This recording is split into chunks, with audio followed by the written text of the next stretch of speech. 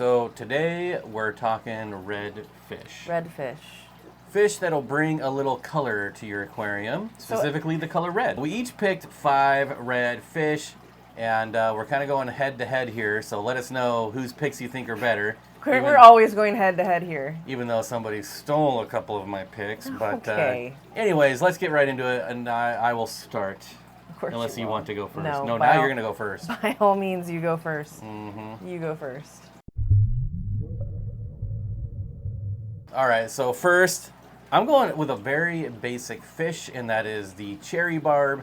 And the reason I'm picking the cherry barb is because I have gotten cherry barbs from Petco, from PetSmart, from local fish stores, from anywhere you can get fish. I've gotten cherry barbs, and they have always looked really good. I think it's a really easy fish to turn really super red.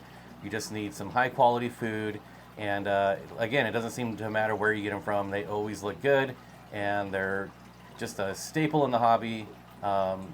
This is not really a care video, but I guess we can go over some basic care, like temperatures about 70 to 80. Well, actually, I wouldn't go lower than like 73. pH 6 to 7.5, and again, just a good quality diet, and they'll turn really, really dark and bright red, if that makes sense. I've never kept cherry barbs. Isn't that weird? I'm probably the only person who's never kept cherry barbs. They're very pretty. And this is definitely the most common fish on our Yeah, list. that's why I'm saying I think it's funny that the most common fish we have on this list, and the most common fish in a lot of circles, I've never kept. Ever. All right, well, let's go to your first pick. Okay. This is a good one. I have kept these. Nanostomus mortonfalleri. So that's the red arc pencilfish. They're the red, coral red pencilfish. How many common names there are for them at this point, I really don't know. They're a gorgeous pencilfish. They are not the cheapest. They usually run anywhere from $13 to $20 a piece, and when they first came on the market, they were way more than that. I mean, I think they were 30, 40 bucks a piece, but they are gorgeous. The males, a lot more red than the females. The females are still really pretty, though. They have a nice, kind of like a bar of red that runs along the white and black barring. So they're all beautiful. They're more compact. They're definitely active for pencilfish. Not that all pencilfish aren't active, but these Minimum guys. schooling size. For these guys, I would say you want at least 10. I know 6 is like, we use 6. Industry standard. Right, but I don't agree with that. I think especially for fish that are so small, like pencilfish, they really do better in larger numbers. So I would say 10 to 12, bare minimum. I know they're not the cheapest fish, but I've kept them in that many numbers, and they were just stunningly gorgeous. They're like little hummingbirds. That's what they remind me of. Like they just kind of flit around, and they're definitely worth the price tag. But otherwise, they're a great fish to keep. Really easy parameters. You just need to keep the tank clean. So like 75 to 78 would be ideal. pH can go from like 6 to 7.5, I believe. So they're easy fish parameter-wise, but just be careful and don't let your tank go and get too dirty, or they will feel it. All right. Well, I feel like you won round 1 because I'm like the only one on the planet that likes cherry barbs. No. My second pick is also a very, very common fish, and that's Apistogramma cockatoides. The red, the double red, the triple red, or even the quadruple red. Does it go further than that? I've seen them advertised. Okay. I've had quadruple red. Oh, I did not know that. Yeah, I forget the breeder. Okay. It's been so long now. But I promise my picks will get a little less common after this one. I just really like this fish. It's a great gateway fish to apistos. If you've never kept apistos before, these are insanely easy to keep. They're insanely easy to breed. pH anywhere from 6 to 8. I've even seen them kept in Lake Tanganyika water parameters and still spawn. So really easy fish to keep. Temperatures low 70s to low 80s. They're just really peaceful. The males can be territorial. You can do multiple males in a tank, but you need a large enough tank, like a 40 breeder, minimum for, I would say, 2 males. Otherwise, they're just not going to do well together. And like most apistos, once they spawn, the females will get a little angry towards the male, so you want to keep that in mind, keep an eye on them. But otherwise, I think it's a very good entry-level fish for people getting into maybe dwarf cichlids in general. I would agree with that. They're really pretty. What's next for me? A tried and true specimen, Hyphesibrycon wadai. The blueberry tetra. The blueberry tetra. And Ironic. You already won this round too, because that's such an amazing fish. I bogarted a lot of the good fish, but you know what?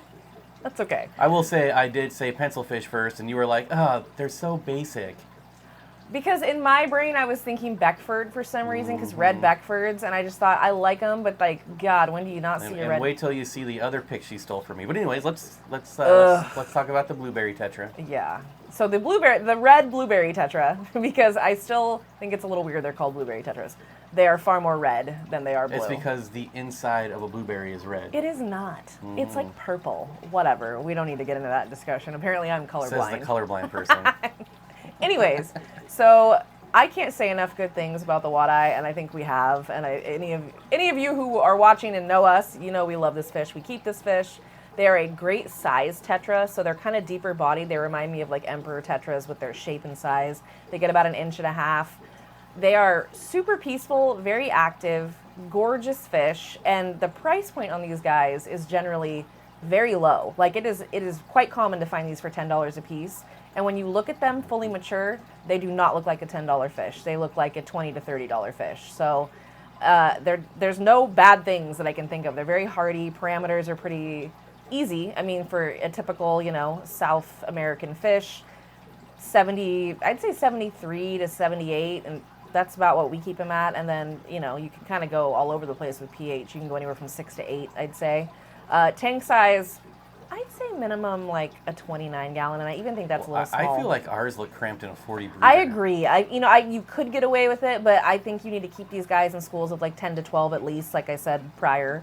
That's just the standard number for me, and I'd say a 40 breeder would be what I personally... The absolute minimum, but yeah. I think a 4-foot footprint. Oof, yeah. No matter the size, 33, 55, 70, whatever, 4 foot is going to be the way If you to can go. get them in a 75, I think that fish is a staple for a 75. Like, they would work the best in that size tank for sure. But all right, I know I'm going to win this round because my next fish is super cool. That's the Dario tigris, or the black tiger Dario. The black tiger batis, whatever you want to call it. These are such beautiful nano fish. If you're looking for a centerpiece fish for a nano tank, this is it. We all know the scarlet batis, and yeah, they're beautiful. Females are hard to get a hold of, kind of a pain. Not the same with the black tigers though. They're in my opinion, I think the black tigers are the best looking batis out there. I love the black heads with the red body. They're a micro predator, but they will eat flake. They will eat pellets. It can be somewhat challenging to get them to do that, but to be honest, when you're buying these from like Dan or any reputable seller, they've already got them trained onto pellets anyways, so not something you should have to worry about. pH 6 to 7, so they do look like it a little more acidic. Temperature is 72 to 79. But the one caveat here is you don't have to give them live food, but I would definitely give them frozen or freeze-dried a couple times a week, and they'll definitely appreciate that. But otherwise, a really cool fish. You can definitely keep multiple males together. As you can see in the video, they will spar, but they rarely cause any damage to each other. Just a really cool, fun, fascinating fish. All right, your pick, and another one was stolen from me. Oh, please. Go ahead. Oh. Again, I have kept these fish, so I don't know how I'm stealing anything from you, but this fish is also, I think this has several common names, but the red erie and rainbowfish, so it's Glossolepis incisus. And I believe see, rainbowfish, folks. She's stealing rainbowfish from me. But anyways, that's all right. Go ahead. can like them 50% because we're married, remember? So I get 50% of the rainbowfish. So these guys get confused a lot with the Millennium rainbows, which is Glossolepis pseudo-incisus, and I prefer the Irians. I've kept both, and I really prefer kind of the body shape and the color of red that they are. But how can you go wrong with this fish? This is just a gorgeous, gorgeous rainbow fish. It gets a perfect size, in my opinion. I kept it in a 75-gallon tank. Really amazing, quick moving, like all rainbow fish, so you definitely don't want to keep it with slower moving fish. But the way these guys look, pretty much from, I don't want to say from get-go, but pretty early on in their lives, they just start looking so gorgeous, and it just gets better with time. And they're the relatively easy one to keep, 6.5 to 8 pH. Temps can go like 75, 78. I always try to keep everything in that range unless it calls for something, super different as far as temp. But they're not a difficult fish to keep, and the payoff is huge. They look ridiculous in a planted tank. I had them in a really heavily planted tank, and they just, when it came time to feed them, it was one of my favorite tanks to feed specifically because of that fish. My next pick, I think I'm going to win this round too because it is an awesome goby. Yeah, it is. I'll give you that. Syciocopus multisquamata. Such a cool name. Which there's also Glossolepis multisquamata rainbowfish. So I don't know what somebody knows the history with multisquamata. It's a great word. Now I kind of want to look it up. I know, I'm curious. Anyways, these are the teardrop gobies. They are black, they are red. These are not for the faint of heart. I'm not saying they're hard to keep, but I would never recommend these to a beginner. They like fast flowing, pristine water. They come from really clean streams in Southeast Asia, so they're highly oxygenated or oxygen rich, I guess is easier to say. But again, the pristine water, the high aeration, temperature is 72 to 78, and their feeding can be a little tricky too, so make sure you have lots of frozen food on hand in case they're not eating your flake. But I have seen these eat flake and pellets, so. And he's eaten them. Yeah, I've eaten them too. I've eaten them on camera, so there you go. They can be in I'm gonna say community aquarium, but it has to be very specific community aquarium, so pair them with like hill stream loaches, plecos, things like that also like fast flow and high oxygenated water. These are a little spendy, but totally worth the price. I think they're amazing and really, really fun to watch. They're always bebopping around doing something. They do need tight lids. They do climb waterfalls in the wild, so keep that in mind. No open top tanks on these, and you should do just fine. And you can tell people you have a fish that climbs waterfalls in the wild. You can't beat that. So my next one is, I feel like it's such a common fish, yet I don't feel like people, I was going to say, I don't feel like people who even have kept them keep them long enough or can keep them alive long enough, because they're not sensitive, but they are sensitive to large fluctuations, but they're not difficult to keep. And that is the redhead Tapajos. It's a geophagus. It's an earth eater. They are kind of known as the introductory geophagus. Like if you're going to get into geophagus keeping, most people will suggest to you to start with the redhead, just because they don't get as large as a lot of other geos. They usually top out around 5 inches, and I can confirm that my adults that I had were right around 5 inches. I've had both male and female. They can be a little persnickety with each other. Like all geophagus, there's a pecking order, so if you keep more than one, it's definitely important to make sure that you watch for any aggression, because they can get a little snippy with each other, but normally they're just establishing a pecking order. But they're a freaking gorgeous fish. So they're one of my absolute favorites just because they're so gorgeous. Their tails have the really pronounced stripes and iridescence, which I love. They just have that really pretty silver sheen, and then that very red head. Mine actually had very pronounced red on their head. Depending on the quality you get, sometimes they're a little more orange, sometimes it's not as pronounced, but mine in particular were quite red and earned their name well. So they're a great fish to keep. Just make sure you have soft, sandy substrate for them. You don't want anything sharp or too large. They can't process that kind of thing. It will damage their gills. And you want to feed them smaller meals multiple times a day. This is a special thing about geophagus that a lot of people don't know. Earth eaters need smaller pellets, even though they're larger fish. I mean, you know, the redheads aren't super huge, but they still need small food multiple times throughout the day. So pretty easy to keep overall, don't have any huge swings in your parameters, and a really, really fun, gorgeous fish. All right, so my next pick is the Notropis chrosomus. Chrosomus? Notropis chrosomus. Whatever. Commonly known as the rainbow shiner, one of the most beautiful fish, I think, in the hobby. Yes. The great thing about this fish is they will not require a heater. They can go down into the 50s, although I wouldn't keep them there long term, but low 60s long term, all day long, easy. pH, they don't really care, 6.5 to 8, doesn't really matter. And they will take pellets, they will take flake, they will take frozen, freeze-dried, live. They're super active, probably one of the most active fish on our list. Yeah. Right up there with the teardrop gobies. I feel like both of those are going to be the most active. And they love flow, too. They do love flow. They are from streams, so keep that in mind. Good quality water is important to them. And again, they do prefer oxygenated water, although you know, anything you're going to get from like a hang-on back or a sponge filter is going to be just fine as far as oxygen levels. But I don't think there's really much to say about this fish. They do all the talking with their looks. I mean, just look at the video here. They are absolutely amazing, not picky, super hardy.